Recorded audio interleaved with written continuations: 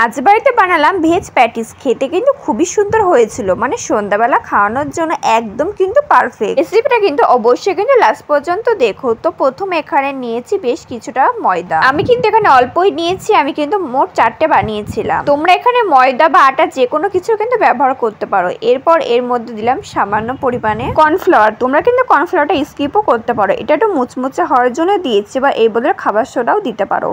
এরপর দিলাম সামান্য পরিমাণে লবণ, আর দিলাম সামান্য পরিমাণে চিনি, আর দিয়েছিলাম কালো জিরা। কালো জিরা দেওয়ার কারণে দেখতে সুন্দর লাগবে। তারপর কিছুটা পরিমাণে তেল দিয়ে ভালো করে কিন্তু এটা মেখে নেবো। সামান্য পরিমাণে জল দিয়ে কিন্তু একটা ডো বানিয়ে নিয়েছি। তারপর সেটা ঢেকে রেখে দেবো 10 থেকে 15 মিনিট মতন।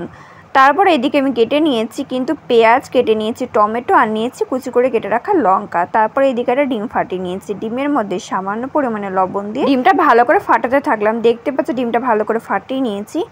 এইদিকে আমি যে পেঁয়াজ, লঙ্কা, টমেটো কেটে রেখেছিলাম সেগুলো কিন্তু একসঙ্গে সব মিক্স করে, আর তার মধ্যে দিয়েছি যে ডিমটা গুলে রেখেছিলাম, সেই ডিমটা একটুখানি দিয়ে সেটা আরো ভালো করে মিক্স করে নিয়েছি। আমি কিন্তু বাড়িতে আজকে ভেজ প্যাটিস বানাবো, আর এটা না একটা সহজ পদ্ধতিতে বানাবো। মানে দেখো, সবসময় তো হাতে সময় থাকে না, তো যখন খেতে ইচ্ছা করে বাড়িতে হাতে সময় থাকে না, তখন কিন্তু এইভাবে তোমরা তাড়াহুড়ো করে বানিয়ে নিতে পারো। এরপর আমি লেচি কেটে রুটির মতো করে কিন্তু বড় করে বেড়ে নিলাম।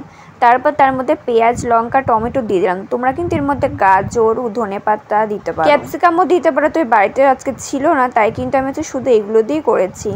এরপর দেওয়ার পর চারিদিক থেকে কিন্তু ভালো করে এটাই মুড়ে দেবো, যাতে ভাজার সময় এটা বেরিয়ে না আসে। আর আমি মোড়ার সময় সাইডে একটুখানি জল দিয়ে ভালো করে মুড়ে দিচ্ছিলাম। তোমরা কিন্তু এর বদলে ঘিউ দিয়েও কিন্তু মুড়তে পারো, মানে সাইডে সামান্য করে একটু ঘি দেবে, তাহলে কিন্তু এটা ভাজার সময় খুলে আসবে না। আমি কিন্তু একই পদ্ধতি ফলো করে মোট কিন্তু 4টে বানিয়ে নিয়েছি। এটা কিন্তু খুবই সহজ পদ্ধতি কিন্তু আজকে বানাচ্ছি।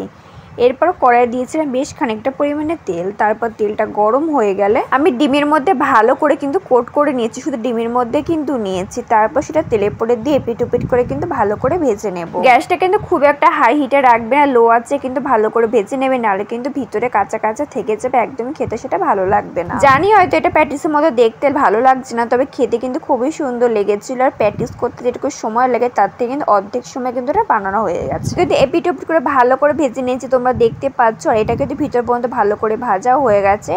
এরপর সেটা তেলের থেকে আমি তুলে নেব। ব্যাস, সন্ধ্যাবেলার জন্য নাস্তা কিন্তু একদম রেডি। এবার শুধু খাওয়ার পালা। মাঝে মধ্যে বাড়ি থেকে না কিনে না বাড়িতে কিন্তু বানিয়ে ফেলতে পারো। তো রেসিপিটা কেমন লাগলে অবশ্যই কিন্তু আমাকে কমেন্ট করে জানিও। ভিডিওতে লাইক করে সাবস্ক্রাইব করে দিও। বাই।